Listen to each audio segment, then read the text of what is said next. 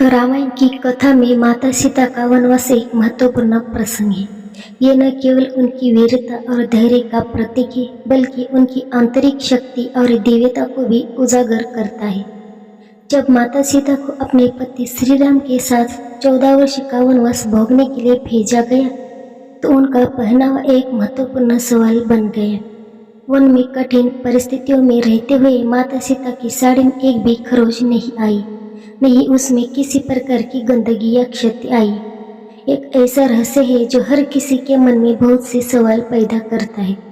इस आर्टिकल में हम जानेंगे कि किस प्रकार माता सीता की साड़ी 14 वर्ष तक अपनी चमक और पवित्रता को बनाए रखने में सक्षम रही, और इसके पीछे क्या रहस्य हो सकता है। साड़ी की प्राप्ति। जब श्री राम, लक्ष्मण और माता सीता वनवास के लिए जा रहे थे, तो उन्होंने कुछ समय ऋषि अत्रि के आश्रम में व्यतीत किया था।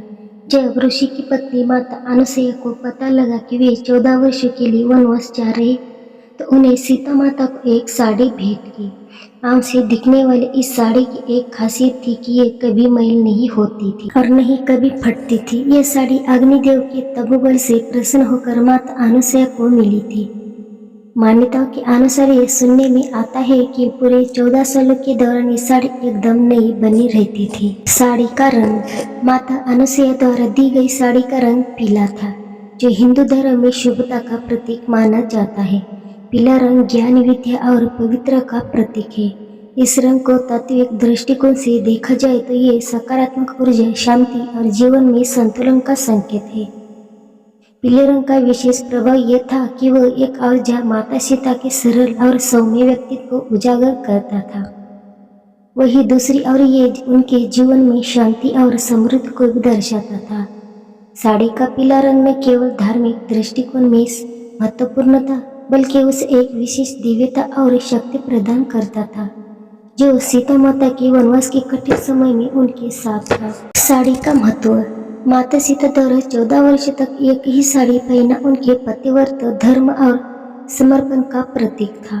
वनवास के कष्टों और कठिनाइयों के बावजूद माता सीता ने इस साड़ी को धारण किया और अपने पतिव्रत धर्म को निभाया। ये दिखाता है कि वह अपने पति श्री राम के प्रति कितना श्रद्धा और प्रेम रखती थी। उनके लिए श्री राम का साथ और उनका समर्पण सबसे महत्वपूर्ण था, और यही कारण था कि उन्होंने वनवास के दौरान इस साड़ी को चुना, जो न केवल उनके साथ थी, बल्कि उनके धर्म और आस्था का भी प्रतीक बन गई। माता सीता का यह त्याग और समर्पण केवल उनके व्यक्तिगत जीवन का ही हिस्सा नहीं था, बल्कि ये समाज को ये संदेश देता है कि असली शांति और सुख केवल त्याग और समर्पण से मिल सकते हैं। वह भगवान श्री राम के प्रति अपने प्रेम और श्रद्धा को अपने जीवन के हर पहलू में प्रकट करती थी, और ये साड़ी उसी समर्पण का प्रतीक थी।